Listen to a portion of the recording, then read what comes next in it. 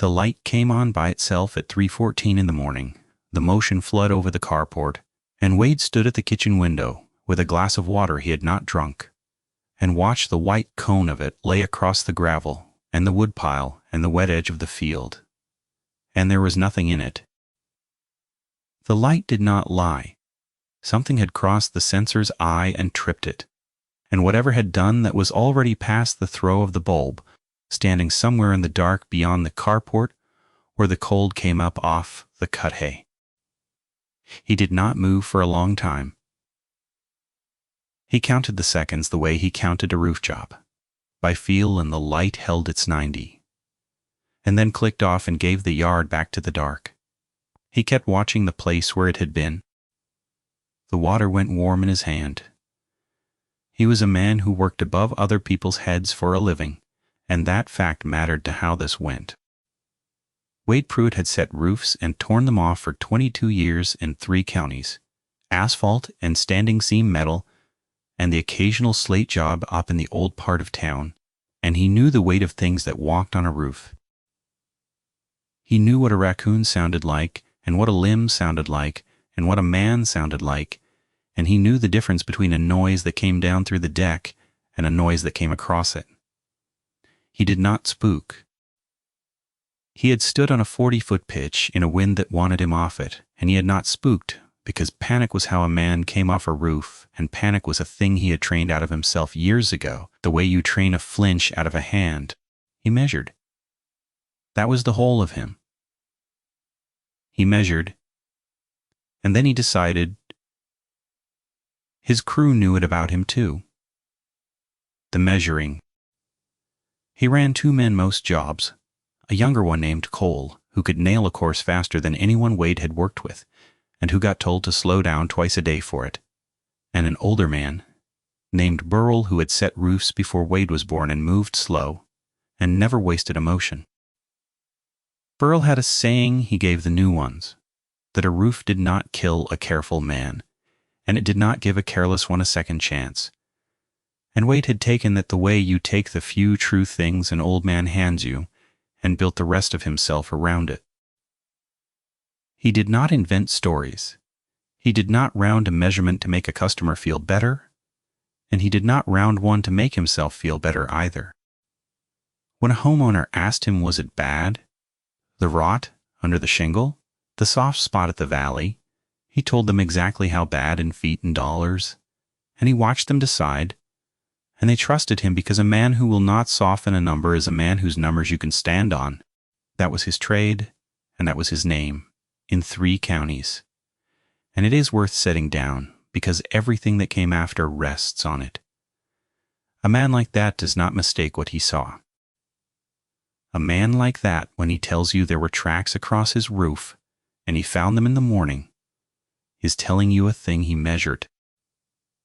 The house sat at the end of a county road past the last of the maintained gravel, on 11 acres his wife's father had left them, with the field on 2 sides and a tree line of hardwood and cedar, on the third that ran back into a creek bottom nobody owned and nobody used.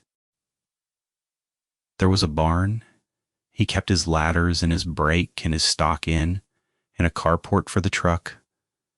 And the house itself, a low ranch he had re-roofed himself the first summer they owned it, architectural shingle over new felt, because a roofer who lets his own roof go is telling you something about how he does your roof. Dana was asleep down the hall. The baby was asleep past her 8 months old, and named for Dana's mother, in a room with 1 window that looked out at the tree line. Wade had hung that window himself, and he had checked the latch the night they brought her home. And he checked it most nights still, not because he expected anything, but because checking was what kept a house standing. The first thing was the dog. And the dog was how he knew before he knew. Her name was Ruth, and she was a 6-year-old blue heeler who slept on the porch by choice, who had treed coons and faced down a bobcat at the fence line and never once come inside on her own. And 3 nights before the light tripped, she came up off the porch in the dark and stood at the door. He let her in. She would not go back out. She lay on the kitchen tile with her back against the cabinets where she could see both the front door and the hall. And she stayed there, and when he tried in the morning to put her out, she dug in at the threshold, with all 4 feet, and looked up at him in a way he did not have a word for. He stood in the doorway with his coffee, and looked out at the yard she would not enter, and saw nothing wrong with it.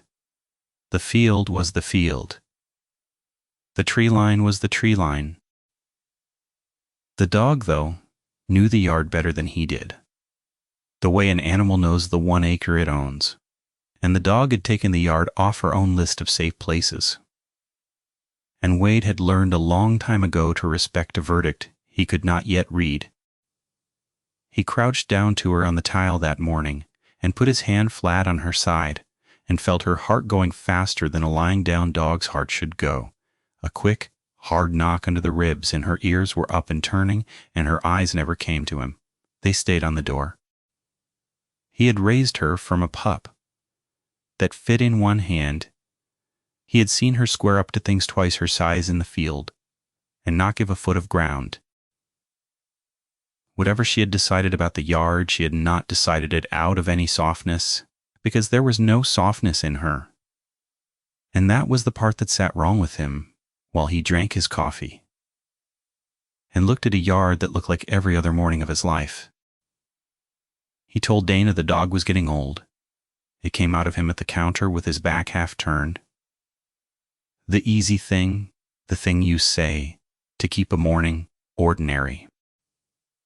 Dana was filling the baby's bottle, and she stopped with the bottle in her hand, looked at the dog, pressed into the cabinets, and then looked at him getting old. She said, "Ruth." "She's 6, he said, which was not an answer, and he knew it was not an answer while it left his mouth. Dana did not say anything else.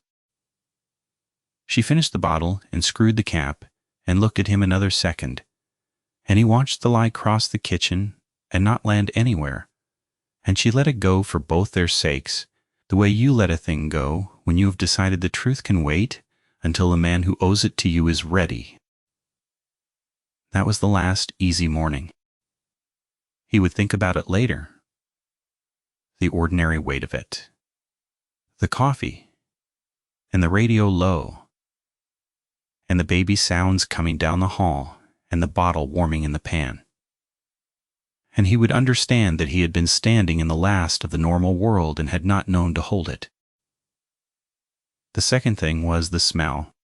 He found it the next evening when he went out to close the barn, a smell that stopped him 10 feet from the door. Low and rank and wet, not the clean rot of a dead thing in the woods, but something musk-heavy and close, like a wet dog rolled in carrion and then in something sweeter underneath that he could not place. It hung in the still air, by the barn, and nowhere else. He had a good nose for a working man, knew the smell of cut cedar and hot asphalt, and a deck gone soft with water behind a flashing, and this was none of the things a barn was supposed to hold.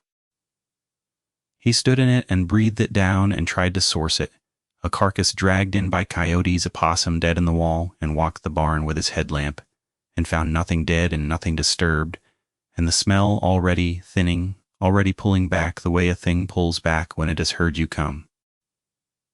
He swept the light along the stalls, and the brake, and the racked ladders, and the stacked bundles of shingle, and everything sat where he had left it. And yet he stood in the middle of his own barn with the back of his neck telling him something his eyes would not, the old animal think. The thing that lived under the trade and the measuring and the 22 years. He turned the light on the dirt floor near the door, and there in the soft churned dust, there was a place where the dust had been pressed, a wide, flat disturbance with no clean edge, where something had stood or crouched, and he crouched over it, and the smell was strongest there, and he held the light on it, and could make nothing of the shape, only that it was big, only that the dust said wait. He latched the barn. He stood in the yard a while in the dark. The field had gone quiet in a way, he noticed only after he had been standing in it for a minute. No frogs from the low corner, no whippoorwill. Nothing. The kind of quiet that a yard makes when everything small in it has decided to be still. He slept badly, and he was not a man who slept badly. He lay awake and listened to the house, and the house gave him nothing but its ordinary settling, and at some point near morning, he heard Ruth growl from the kitchen, low and continuous, a sound that came up out of her chest and stayed there, and he went out and found her standing rigid facing the hall that led to the baby's room. And he stood with her and heard nothing and saw nothing, and after a while she stopped and lay down where she could watch the hall and would not look away from it. He started keeping a record, because keeping a record was the only thing he knew how to do with a problem he could not lift. He had a carpenter's pencil and the back of a roofing estimate pad, and he wrote down the night the dog came in, and the smell by the barn, and the floodlight at 3:14. And the morning after the light, he walked the whole perimeter of the yard at first gray with the headlamp still on, and read the ground the way he read a deck before he tore it, looking for the thing the eye skips. He found it at the field edge below the carport, in the soft black dirt where the gravel gave out. A track, one clean track and the partial of another, pressed deep into the wet, and he crouched over it with the light and did not touch it, and the part of him that measured took over, and the part of him that was afraid stood off to the side and waited. It was long, longer than his own boot, and his boot was a 12. It had 4 toes spread wide, and the toes ended in points that had gone down into the dirt past where a pad would stop. Claw marks, deep and forward the way a thing's claws bite when it is carrying weight and pushing off.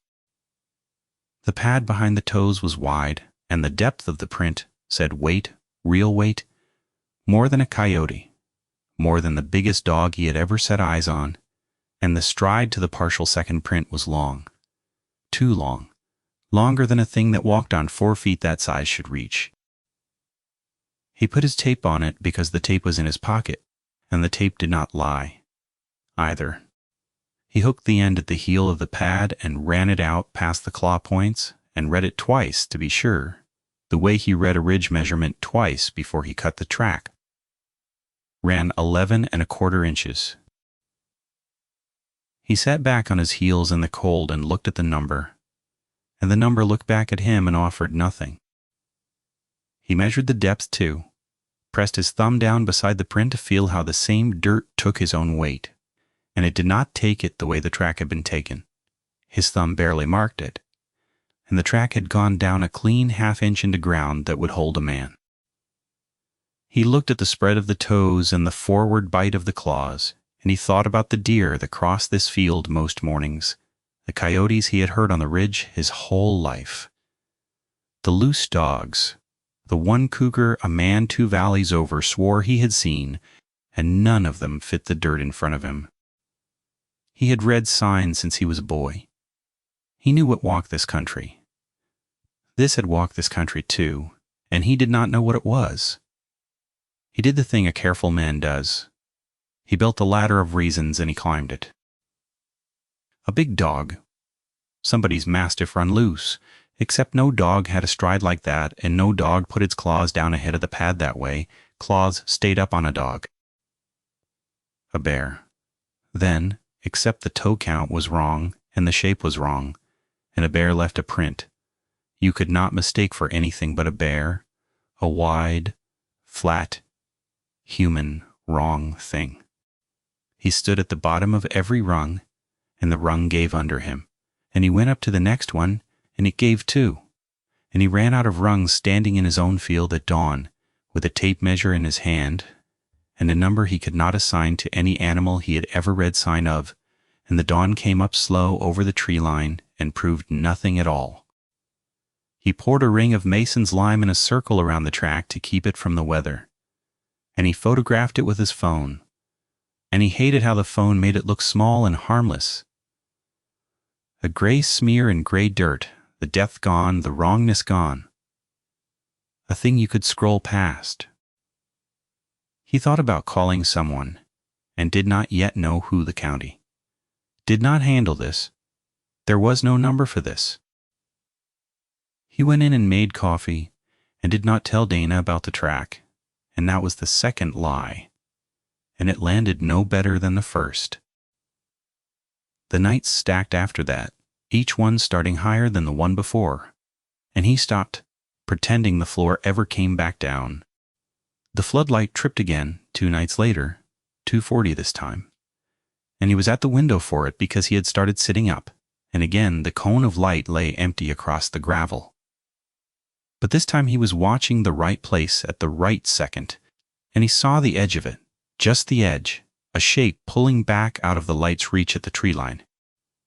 Bar, upright, and then not dropping low and gone. And the speed of it was the thing that stayed with him. The speed and the size. Because the two did not belong together.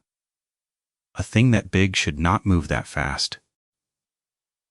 He stood at the glass long after the light clicked off, and his own face hung in it, pale and still, looking back at him out of the dark yard like a second man standing in the field.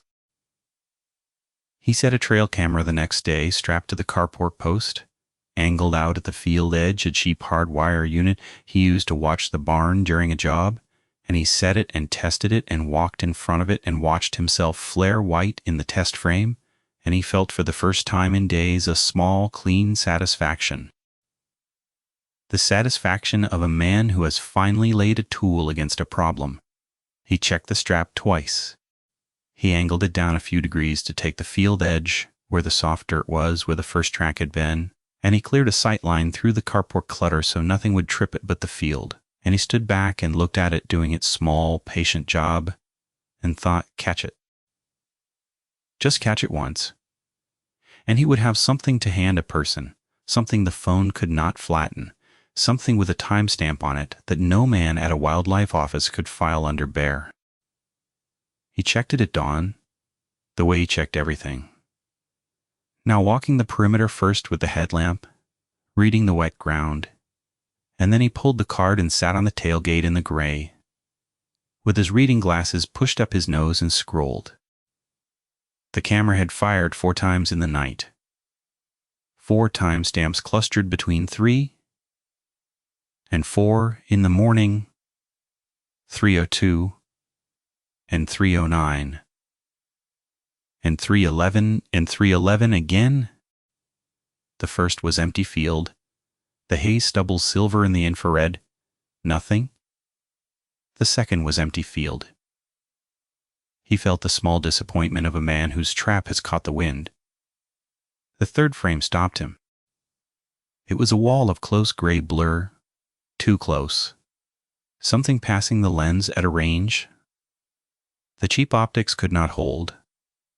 A smear of dark hair filling the whole frame, and low in it, low and to one side where the field would have been a single point of light. He knew his own camera. He knew it through infrared, no visible flash, no color, that everything it caught came back in shades of gray. The point of light was not gray. It was the wrong yellow, a flat sulfur color the camera should not have been able to make, and it sat where an eye would sit, at a height off the ground that he did not let himself measure yet, and it was steady, not startled, not a blur of motion like the rest of the frame, a still point in a moving thing looking at the lens. The fourth frame was the post the camera was strapped to. The field was gone. The lens pointed at the dirt at the base of the carport post, the strap intact. The camera simply turned, aimed down at the ground. Whatever crossed the field had reached up to the camera on the post, higher than Wade could comfortably reach without going up on his toes, and had turned it to face the dirt, and had done it without tearing the strap or knocking it loose, had simply moved it, the way a man moves a thing he understands and does not need to break. He did not sleep that day either. He sat with the 4 frames, and the verdict they did not quite give. And he understood the worst of it slow, the way he understood everything, by working it from the edges in. The thing had crossed the field where the camera watched, and it had known the camera watched, and it had not run from the camera, and it had not destroyed the camera. It had corrected the camera, turned its eye to the ground, and walked on. That was not an animal startled by a strange object. That was a thing that had looked at a problem and solved it and had not been in any hurry.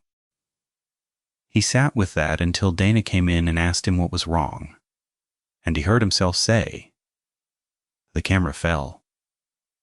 And the third lie went out across the kitchen, and she stood there and let it lie on the floor between them. And her not picking it up told him she had stopped believing him 3 lies ago and was only waiting now for him to be a man about it. He called the county the next morning because a careful man uses every rung, even the ones he knows will break. The woman at dispatch was kind and tired, and she took down what he gave her, which was less than he had because some of it would not say itself out loud over a phone line. He gave her the tracks and the size and the field and the camera, and he heard her typing, the small flat clack of it, and he heard her decide what he was while she typed. "You're reporting livestock predation," she said. "I don't keep livestock," Wade said. "I'm telling you, something is coming up to the house."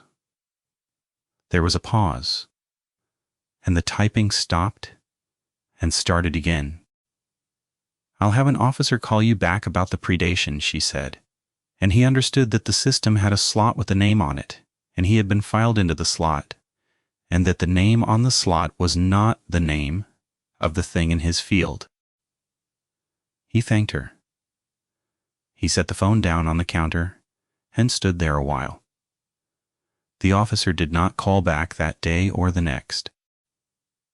On the third day, Wade called the wildlife office himself and got a man who sounded young and patient, and Wade laid it out again, flatter this time, just the track and the measurement and the stride. No adjectives, because adjectives were what got a man filed, and the man on the line heard him out and then asked, careful and kind, whether maybe what he was looking at was a bear. "It's not a bear," Wade said. He had measured a lot of sign in his life. The man silent said. People said bear and meant raccoon, said cougar and meant house cat, said 11 inches and meant they had not put a tape on it. "Well," the man said finally, and the well sat there on the line full of everything. He was too polite to say, full of the whole soft machinery of a person deciding you had seen a bear.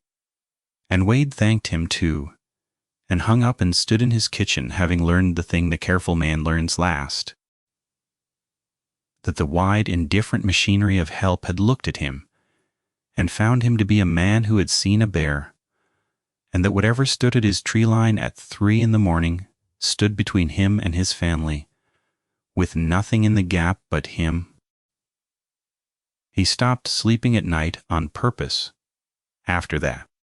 He slept in the afternoon in 2-hour pieces when Dana was awake to watch the hall, and he sat up nights in the kitchen with the dog and the lights off, and the shotgun he kept for varmints leaned in the corner where he could reach it. Not because he believed a shotgun was the answer, but because a man does what a man can reach. Dana found him there the third night and did not go back to bed. She made tea and sat down across from him in the dark and said his name, just his name, the way you say a name. "When you mean tell me the truth now, Wade," she said. He looked at the shape of her across the table, the steam off the tea, the line of her shoulders, and he was tired in a way that had gone past sleep into something structural. And he told her all of it, the track and the tape and the 11 1/4 inches, and the camera turned to face the ground. He did not soften any of the numbers. He gave him to her the way he gave a homeowner the bad news, straight, in feet and inches. And she listened the way she listened to everything, without flinching and without rushing him. Her hands around the cup. "How long," she said when he was done, "how long have you known and told me the dog was old?" "A week," he said. "About a week." She nodded slow. She did not tell him he was wrong, and she did not tell him he was right. She got up and she went down the hall, and she came back with the baby's window latch, wrapped in a dish towel, in her hand. The whole latch, unscrewed, and she set it on the table between them. The screws were backed out, she said. I went to check it tonight before bed. They were backed out and lying on the sill. He picked it up. He had checked that latch the night before. He had checked it himself, had turned the little brass tongue with his own thumb and felt its seat. The screws in his palm were clean, the threads bright, backed out whole and set down in a row on the sill, not stripped, not forced, turned out the way a man turns out a screw he means to take with him. They moved the baby into their room that night, and Wade sat in the hall outside the empty nursery, with the shotgun across his knees and the door open, and watched the dark window, the latch no longer locked, and nothing came. And the dawn came up instead, and proved nothing, and he carried the exhaustion of it into the day like a second body. He drove into town that morning to the hardware store and stood in the aisle a long time looking at hasps and locks, a man who had built things his whole life, standing in front of a wall of hardware trying to decide which small steel thing might hold back what had backed the screws out of his daughter's window. He bought the heaviest hasp they had and a padlock with a shrouded shackle and 3-inch lag screws. And the boy at the register asked him if he was securing a shed, and Wade said yes, a shed. And that was another small lie he set down on a counter and walked away from. He screwed the latch back in and overdrove the screws and added the hasp and the padlock and stood back and looked at the hardware bolted across a child's window and felt the size of what he was up against in the smallness of his answer to it. A padlock. He was a man who built things that kept the weather out, and he was bolting a padlock over his daughter's window against a thing the weather did not bother. He ran his thumb along the lag heads to feel them seated, and he thought about the screws lying in a clean row on the sill, turned out not forced, and he understood that hardware was a thing that stopped a man, and that he was not dealing with a man, and he tightened the lock anyway because it was what he had to reach. The dog started watching the ceiling. That was the night it changed, the night Ruth came up off the kitchen floor and stood with her feet planted and her head tipped back and growled at the ceiling, tracking something across it, her head turning slow as her eyes followed a line from over the kitchen toward the hall. And Wade stood up so fast, his chair went over, and he listened, with his whole body, the way he listened on a roof for the deck to tell him it was sound, and he heard it. Not loud. A weight. A long, deliberate weight, moving across his roof, his own roof that he had set with his own hands, that he knew the sound of in rain and in wind and in heat tick and in the soft give of a possum, and this was none of those. He knew the sounds a roof made the way a man knows the sounds. His own house makes settling at night. Knew them so well, he had stopped hearing them years ago, the way you stop hearing a clock. A branch came down with a clatter and a roll and was gone. A coon went tick-tick-tick with its small hands, light, quick, nervous. Wind worked the ridge cap with a flutter and a thrum. Heat left the deck at sundown with a series of pops like knuckles. He had a name for every sound his roof could make, 22 years of names, and the sound above him now had no name in the whole catalog. This was a thing pressing down through the shingle and the felt in the deck in a slow 4-count, heavy, then heavy, then heavy, then heavy, a gate. The weight shifting from one fall to the next, the way weight shifts in a thing that walks upright and deliberate, something walking the length of his house above the heads of everyone he loved. And it was not hurrying. And the not hurrying was the worst of all of it. Because a thing that does not hurry is a thing that is not afraid of you.